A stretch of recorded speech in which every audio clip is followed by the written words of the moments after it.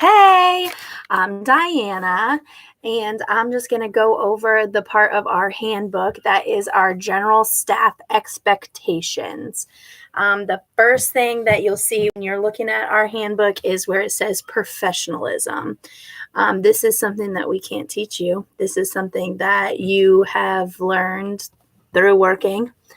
It's just a couple of things like you're always going to arrive a few minutes early to get yourself situated, get in your classroom.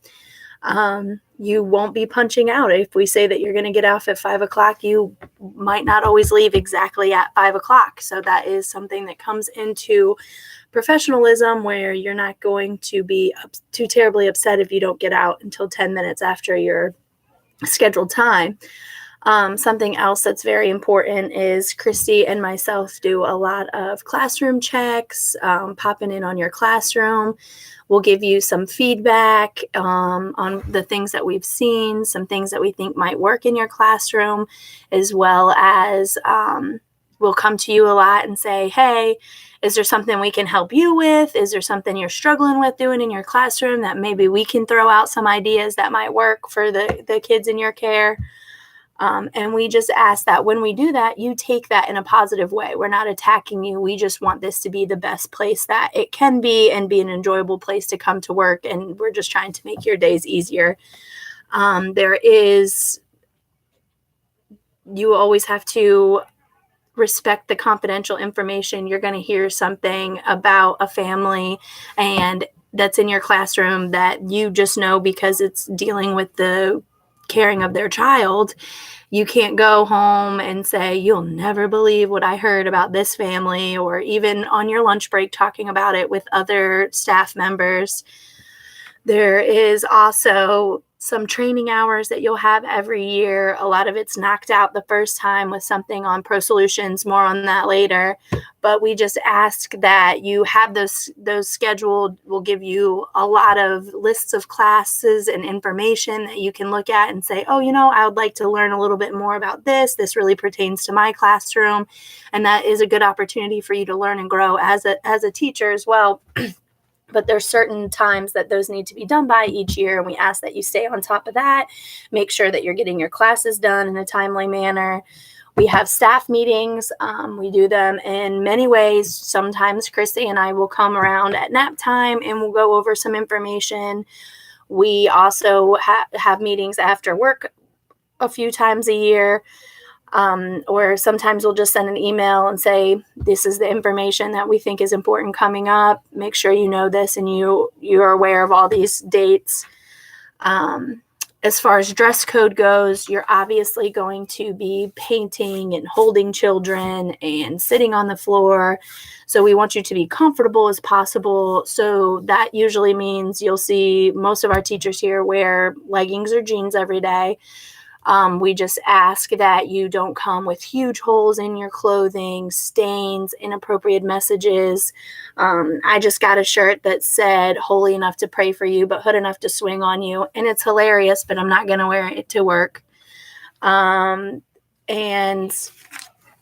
we also ask that you always have a positive outlook on aha moments. So that means you're not going to go home and say something on Facebook about something that happened at work and you can't believe that happened at work, or even talking about it with other people outside of work and everything like that.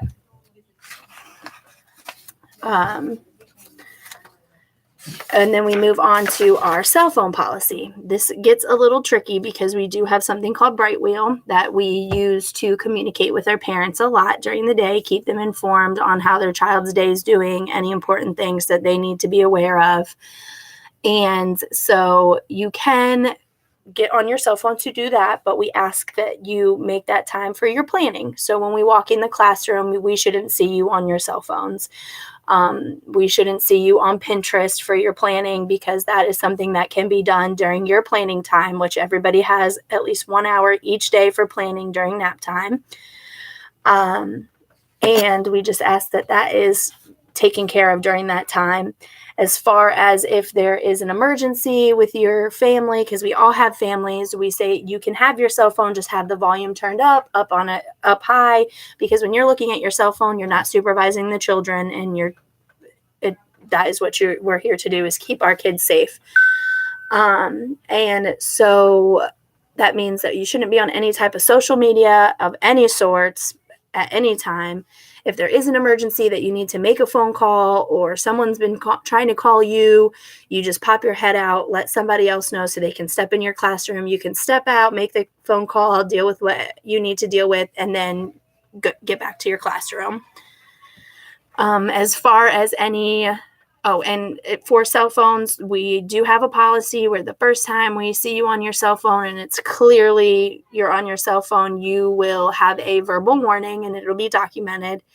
The second time you'll have a written warning and you will sign it. And then the third time you understand that you will be terminated and no longer with Aha Moments, because it is in fact putting safety. You never know what a kid's going to be doing. You're on your cell phone for 3 minutes cruising through Facebook, and a child decides they're going to jump off a chair.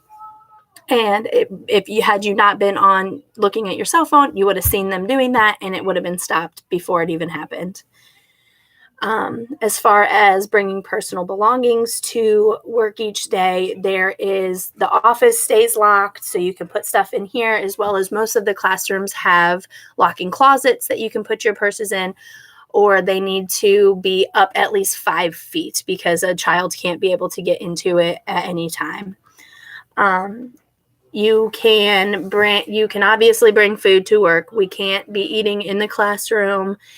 But when you do bring food, it has to be in a container labeled. There's a refrigerator for staff food, and every week I go in and clean it out because I can't handle it being too crazy in there. So, and I know that if you brought leftovers on Tuesday, you're not going to eat them in 2 weeks. So I just go in and throw it away.